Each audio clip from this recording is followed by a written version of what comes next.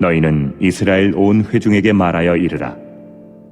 이달 열흘에 너희 각자가 어린 양을 잡을지니 각 가족대로 그 식구를 위하여 어린 양을 취하되 그 어린 양에 대하여 식구가 너무 적으면 그 집의 이웃과 함께 사람 수를 따라서 하나를 잡고 각 사람이 먹을 수 있는 분량에 따라서 너희 어린 양을 계산할 것이며 너희 어린 양은 흠없고 1년 된 수컷으로 하되 양이나 염소 중에서 취하고 이달 19날까지 간직하였다가 해질 때에 이스라엘 회중이 그 양을 잡고 그 피를 양을 먹을 집 좌우 문설주와 인방에 바르고 그 밤에 그 고기를 불에 구워 무교병과 쓴 나물과 아울러 먹되 날 것으로나 물에 삶아서 먹지 말고 머리와 다리와 내장을 다 불에 구워 먹고 아침까지 남겨두지 말며 아침까지 남은 것은 곧 불사르라.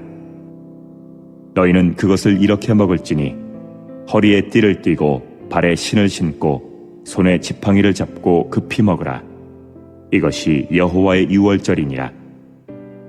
내가 그 밤에 애굽 땅에 두루 다니며 사람이나 짐승을 막론하고 애굽 땅에 있는 모든 처음 난 것을 다 치고 애굽의 모든 신을 내가 심판하리라. 나는 여호와라. 내가 애굽 땅을 칠 때에 그 피가 너희가 사는 집에 있어서 너희를 위하여 표적이 될지라. 내가 피를 볼 때에 너희를 넘어가리니 재앙이 너희에게 내려 멸하지 아니하리라. 너희는 이 날을 기념하여 여호와의 절기를 삼아 영원한 규례로 대대로 지킬지니라. 저는 오늘 어린 양의 죽음이라고 하는 제목으로 하나님의 말씀을 전하고자 합니다. 지난 주일 오후에 구글의 딥 마인드에서 만든 인공지능 알파고와 이세돌 구단의 네 번째 바구둑 대국이 있었습니다. 이날 대국에서 78번째 끼워넣기 수를 신의 한 수다 설명을 했습니다. 그리고 결국 알파고는 506승 후에 첫 1패를 당하게 되었습니다. 지난 2국에서는 알파고가 신의 한 수를 두었다고 또 해설하는 그 바둑 기사들이 설명을 했습니다. 37수였죠. 해설하는 프로 구단들은 37번째 알파고가 놓은 이 수를 실수라든지 이해하지 못한다는 그런 설명을 했습니다. 그런데 그 37번째 수를 시간이 조금 지나면서부터 그들은 다르게 해설하기 시작했습니다. 정말 놀라운 수였다고 말이죠. 그러면서 신의 한 수였다, 그렇게들 이야기합니다. 저는 그런 이야기를 들으면서 굉장히 마음이 불편했습니다. 고작 361개의 바둑판에서 서너 수가 지난 후에 그것도 고작 30분도 안 되어 그래서 거기에 놓았구나. 정말 알파고의 실력이 놀랍다. 신의 한 수였어. 그렇게 이야기하는 모습이 굉장히 쑥스럽고 불편하게 느껴졌습니다. 왜냐하면 진정한 신의 한 수는 바둑판에서 나오는 것이 아니기 때문입니다. 하나님께서는 인류사에서 한 수를 두시고 수천 년이 지나서 왜 그 수를 두셨는지를 오늘 말씀을 통하여 깨닫게 하고 계십니다. 부디 오늘 말씀을 통하여 신의 한 수가 어떤 것인지 깨달으셔서 하나님을 경외하시고 하나님을 높여드리시고 하나님 앞에 겸손히 엎드리는 저와 여러분이 되시기를 예수님의 이름으로 축원합니다. 오늘 본문은 우리가 잘 알고 있는 내용입니다. 이스라엘 백성들이 애굽에서 종노릇하면서 살던 중에 하나님의 역사하심으로 자유를 얻는 과정에 정점에 있었던 사건이었습니다. 모세를 통하여 주신 하나님의 말씀에 바로 왕은 거부하고 항복하고 반복하기를 거듭하였습니다. 그래서 하나님께서는 마지막 10번째 재앙을 내리셨는데 그것은 애굽 땅에 있는 첫 번째 생명을 빼앗는 것이었습니다. 동물이든 사람이든 장자에게만 죽음의 심판을 피할 수 없다고 선포하셨습니다. 과연 이 재앙을 피할 수 있는 장소는 애굽 땅 어디에도 없었습니다. 그런데 하나님께서는 생명을 빼앗는 준엄한 심판, 그 누구도 피할 수 없는 생명, 살상의 이 심판을 피할 수 있는 길을 살짝 이스라엘 백성들에게 일러주셨습니다. 그것은 바로 이런 거였죠. 먼저는 식구들을 위하여 흠없고 1년 된 수컷 어린 양을 택하고 그 택한 어린 양과 함께 생활하라는 것이었습니다. 그리고 함께 생활하던 그 어린 양을 죽이고 그 피를 집 좌우 문설주와 임방에 바르며 그 고기를 불에 구워 무교병과 쓴 나물과 더불어 먹으라고 말씀하셨습니다. 그리고 마지막으로 남김없이 먹되 혹 남은 것이 있다면 불에 태우라고 말씀하셨습니다. 이것은 바로 이스라엘이 지키는 유월절이었습니다. 그러나 우리는 이 유월절을 이스라엘의 명절이라고 생각해서는 안 됩니다. 그것은 한 민족이 지키는 명절 그 이상의 것이 있는 것입니다. 우리가 이 유월절에 놀라운 하나님의 한 수를 발견하고 싶다면 오늘 본문 말씀에 주목해야 될 단어가 있습니다. 그것은 바로 그 어린 양을 죽이는 시간입니다. 양이 언제 죽임을 당했는지, 언제 그 양을 죽였는지 그 시간을 우리가 모른다면 우리는 평생토록 하나님께서 행하신 일에 대한 그 감동의 여운과 하나님은 정말로 살아계신 참된 신이심을 믿을 수가 없게 되는 것입니다. 여러분, 언제 어린 양을 죽였습니까? 어린 양이 죽임을 당한 시간이 언제입니까? 우리 6절 말씀 볼까요? 6절 말씀 보겠습니다. 시작. 이달 열 나흔 날까지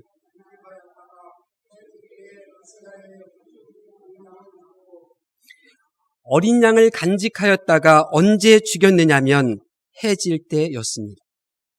해질 때에 어린 양을 죽였고 해질 때에 죽은 어린 양의 피를 바르고 그 살을 먹음으로 이스라엘 백성들은 죽음을 피하고 생명을 보존할 수 있었습니다. 해질 무렵 죽임당한 어린 양의 피가 집 좌우 문설주와 임방에 발라졌을 때 칼을 든 천사들은 그 집을 지나갔습니다. 해질 무렵에 죽임당한 어린 양은 식구들의 생명과 기쁨을 지켜주었습니다. 우리는 내 죄를 사하시며 내 생명을 지켜주시는 세상 죄를 지신 하나님의 어린 양이 예수님임을 잘 알고 있습니다. 근데 예수님이 언제 죽으셨을까요? 예수님이 언제 십자가에 달려 죽으셨습니까? 예수님이 죽으신 시간이 해질 때였습니까? 정말로 주님이 어린 양이라면, 정말로 주님이 나의 죄를 사하시고 나를 모든 재앙으로부터 지켜주실 그 하나님의 어린 양이라면 언제 십자가에서 돌아가셔야 하느냐? 반드시 해질 때여야 합니다. 그런데 예수님은 해질 무렵에 죽은 것 같지가 않습니다. 왜냐하면 성경에 대한 지식을 가지고 있는 분들은 예수님이 오후 3시 무렵에 죽으셨다고 알고 있기 때문입니다. 어떻게 된 걸까요? 정말 예수님이 하나님의 어린 양이라면 해질 무렵에 죽으셔야 되는데 어떻게 된 걸까요? 히브리어 성경을 펼쳐보았습니다. 우리가 읽은 이 본문의 해질 때에라고 하는 이 말은 히브리어로 베인바 알바임으로 기록되어져 있습니다. 베인하 알바임이라고 하는 이 단어는 직역하면 두 저녁 가운데입니다. 이스라엘 백성들은 두 저녁 가운데 이 시간에 어린 양을 죽였습니다. 두 저녁 가운데라니 우리 시간 개념으로는 도저히 이해할 수가 없습니다. 두 저녁 시간 가운데라니. 그런데 탈무드라고 하는 책에 보니까 그 두 저녁 가운데라고 하는 시간을 이렇게 설명해 놨더라고요. 첫 저녁이 오후 3시, 둘째 저녁이 오후 6시였습니다. 그러니까 베인 하 알바임이라고 하는 두 저녁 가운데라고 하는 이 시간은 우리 시간 개념으로 오후 3시부터 6시 사이를 의미하는 것입니다. 그렇다고 하면 예수님께서 십자가에 언제 돌아가셔야 하는가?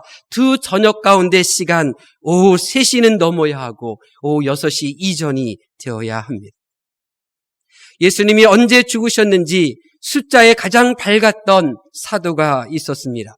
셀이라는 직업을 가졌던 마태였죠. 그는 이렇게 기록하고 있습니다. 마태복음 27장에 제9시쯤, 즉 오후 3시쯤에 예수께서 엘리 엘리 라마 사박다니 하셨습니다. 나의 하나님 나의 하나님 어찌하여 나를 버리시나이까?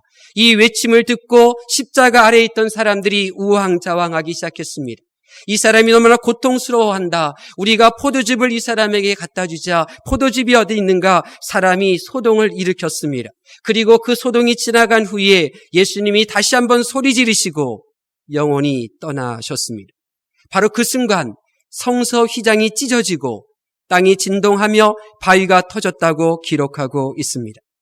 성막에는 첫째 휘장과 두 번째 휘장이 있습니다. 첫째 휘장은 성소 안으로 들어가는 휘장입니다.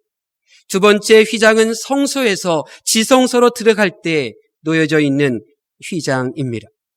이 두 번째 휘장을 지나가야 지성소로 들어갈 수 있고, 이 지성소에는 대제사장이 1년에 한 번만 들어갈 수가 있었던 것입니다. 그런데 주님이 십자가에서 죽으실 때 지성소에 있던 휘장이 위에서 아래로 찢어졌습니다.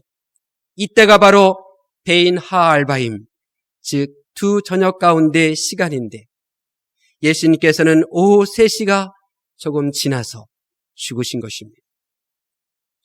하나님의 말씀을 경청하는 성도 여러분, 이것이 바로 진정한 신의 한수입니다. 인류가 열광해야 할 신의 한수는 고작 바둑판에서 되어지는 그러한 노름이 아닙니다.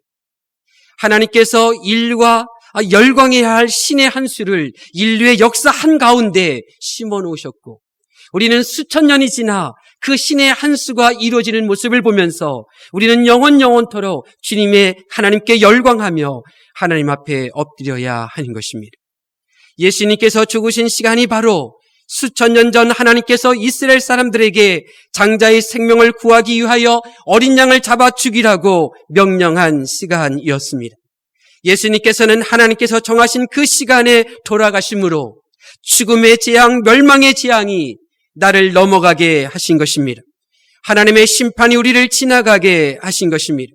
예수님께서는 하나님께서 정하신 그 시간에 죽으시기 위하여 고통당하셨고 사람들에게 많은 고난을 당하셨으며 바로 그 시간에 죽으심으로 저와 여러분이 재앙으로 죽지 않도록 그렇게 사랑을 베풀어 주신 것입니다. 우리 북악교회가 어떤 교회입니까? 우리 북악교회는 그 어느 교회보다도 주님의 피 흘리심을 기억하는 교회입니다. 우리 북악교회가 건축하는 과정 가운데 드려졌던 그 한 심야 기도회를 저는 잊을 수가 없습니다. 지금도 여러분이 앉아있는 의자가 본당에 놓여지기 전에 이 본당이 시멘트 바닥으로 전선으로 어지럽게 그렇게 되었던 그 어느 심야 기도회 시간에 우리 온 성도들이 무리를 지어서 본당과 구석구석 지하 주차장부터 교회 종탑까지 그렇게 다니면서 기도를 하였습니다. 어떤 기도를 드렸습니까? 하나였습니다. 주님의 보혈을 이곳에 뿌립니다. 주님의 보혈을 이곳에 뿌립니다. 우리 북악교회가 바로 이런 교회입니다. 우리 북악교회에 머무는 여러분에게 죽음의 재앙은 넘어가게 될 것입니다. 우리 북악교회를 섬기는 여러분에게 죽을 일들은 여러분에게 다가오지 않고 피해가게 될 줄로 믿습니다. 하나님의 말씀을 경청하는 성도 여러분, 여러분의 가정에는 어린 양이 있습니다. 잠시 후에 애굽 땅에서는 생명을 이름으로 통곡이 진동하였으나 이스라엘이 머무는 땅은 생명을 지켜낸 기쁨이 충만했습니다. 이 차이가 뭔지 여러분은 아십니까? 잠시 후에 애굽 땅에서는 재앙으로 온 식구의 마음이 무너졌습니다. 그러나 이스라엘은 식구로 인한 피눈물을 흘리지 않았습니다. 이 차이가 뭔지 여러분은 아십니까? 애굽 가정에는 부유함이 있었습니다. 애굽 가정에는 부족한 것이 없었습니다. 애굽 가정에는 식구들을 향한 기쁨과 사랑과 애정이 충만했습니다. 그러나 그 애굽 가정에는 그들 식구들을 위한 대속 제물인 어린 양이 없었습니다. 이스라엘 가정에는 피곤함이 있었습니다. 노예로 살던 고단함이 있었습니다. 그들은 가난했습니다. 그러나 이스라엘 가정에는 그들의 식구들을 위한 어린 양이 있었습니다. 여러분에게는 어린 양이 있습니다. 이제 이스라엘이 온 식구를 위하여 어린 양을 준비하였듯이 우리도 준비해야 할 어린 양이 있습니다. 온 식구를 위하여 반드시 어린 양을 준비하고 어린 양과 함께 한 주간을 보내야 합니다. 우리가 꼭 준비해야 할 어린 양이 무엇입니까? 어린 양을 우리는 이렇게 부릅니다. 대속제물, 희생제물. 히브리어로 희생제물, 대속제물은 코르반이라고 부르죠. 근데 이 코르반이라고 하는 이 단어는, 이 어근이 어떤 뜻이냐면 더 가까이 나아간다라고 하는 의미가 있습니다. 즉 이스라엘 백성들이 준비한 그 어린 양을 하나님 앞에 드림으로 말미암아 그 온 식구들이 하나님과 더욱더 친밀한 관계를 갖게 하는 것입니다. 그렇다면 여러분이 준비할 가족을 위한 어린 양은 무엇입니까? 도대체 우리 온 식구들의 마음이 하나님과 친밀하게 만드는 그 어린 양은 도대체 무엇입니까? 세례자 요한은 예수님을 향하여 이렇게 외쳤습니다. 요한복음 1장 29절에 보라, 세상 죄를 지고 가는 하나님의 어린 양이로다. 모리아산 아브라함의 마음에는 100세에 얻은 아들이 거할 마음의 장소가 없었습니다. 사울왕의 핍박으로 도망칠 때 다윗의 마음에도 사울왕을 향한 분노와 미움과 복수의 감정이 없었습니다. 그들의 마음에는 온전히 100% 다시 살리시고 그를 구원하시는 하나님의 영광스러운 보좌에 앉아 계신 예수님만 있었습니다. 그렇다면 우리도 그래야 합니다. 오늘은 종려주일입니다. 많은 이들이 예수님을 환영했습니다. 예루살렘으로 들어오는 예수님을 기뻐하였습니다. 그러나 잠시 후에 그들은 예수님을 십자가에 못 박으라고 외쳤습니다. 왜 그렇습니까? 그들의 마음에는 100% 어린 양이신 예수님이 없었기 때문입니다. 그들의 마음속에 예수님도 있고 물질 사랑의 마음도 있었기에 예수님을 십자가에 못 박으라고 배신한 것입니다. 그들의 마음속에 예수님도 있었지만 자기 식구를 사랑하는 마음도 있었기에 잠시 후에 예수님을 십자가에 못 박으라고 외쳤던 것입니다. 우리에게는 100% 어린 양 예수님으로 가득하여야 합니다. 여러분 마음에 누군가를 향한 미움과 절망이 아닌 어린 양이신 예수님만을 전부로 채우셔야 합니다. 저와 여러분이 우리 식구들이 예수님으로 가득해야 합니다. 하나님과 더욱더 친밀한 관계를 누리는 유일한 방법은 오직 우리 가족을 위한 어린 양이신 예수님 이외에는 없는 것입니다. 우리가 이런 어린 양을 한 주간 준비하여 어린 양이신 예수님과 함께 예수님이 나의 전부임을 고백하며 부활절 예배를 맞이한다면 내 배우자가 하나님께 더 가까이 나아가게 될 것입니다. 하나님과 친밀하게 생활하는 데 방해가 되는 모든 저주와 재앙은 여러분의 가정을 떠나게 될 줄로 믿습니다. 그러므로 이번 한 주간 어린 양이신 예수님을 준비하는 일에 더욱더 힘쓰실 수 있기를 바랍니다. 이번 한 주간 동안 날 위하여 십자가 지신 그 예수님만 생각하실 수 있기를 바랍니다. 날 위하여 천국을 준비하시는 예수님께 여러분의 마음을 푹 잠기실 수 있기를 바랍니다. 오직 예수님을 전부로 삼아 보십시오. 예수님 잘 때도 예수님, 눈 뜨고 일어날 때도 오직 예수님, 바쁘게 생활할 때도 오직 예수님만 생각하며 지내보실 수 있기를 바랍니다. 한 주간 날 위하여 고통당하시고 날 위하여 십자가 지시고 날 위하여 부활하시는 그 어린 양 되신 예수님과 함께 100% 생활하면 하나님께서 우리에게 복을 주실 줄로 믿습니다. 예수 그리스도의 십자가의 보혈의 능력이 나타나게 될 것입니다. 식구들을 죄인으로 만드는 것이 아니라 식구를 죄를 용서함으로 의인으로 만들 것입니다. 누군가를 끊임없이 죄인으로 만들던 나의 생각, 나의 감정은 사라지고 비록 그가 허물이 있고 비록 부족한 것이 있어도 그를 세워주고 의인으로 만드는 그러한 죄사함의 능력을 드러나게 될 것입니다. 주님이 내가 지은 죄로 인하여 상처받지 않으셨듯이 나의 실수든 나의 허물이든 나의 죄든 상관없이 상처받지 않는 그러한 하나님의 사람이 될 것입니다. 주님의 보혈로 병든 자가 나으며 모든 재앙이 여러분을 피해가게 될 줄로 믿습니다.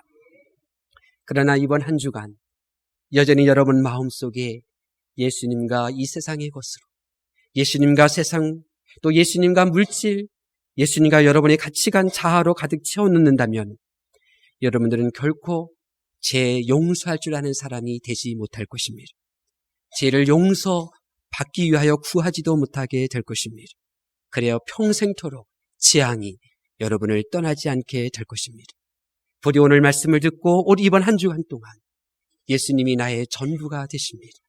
예수님이 나의 전부이십니다. 예수님 오시옵소서. 예수님으로 가득가득 채우시고 어린 양을 준비하시기를 바랍니다. 제 삶의 기쁨과 자유를 누리게 될 줄로 믿습니다. 기도하겠습니다.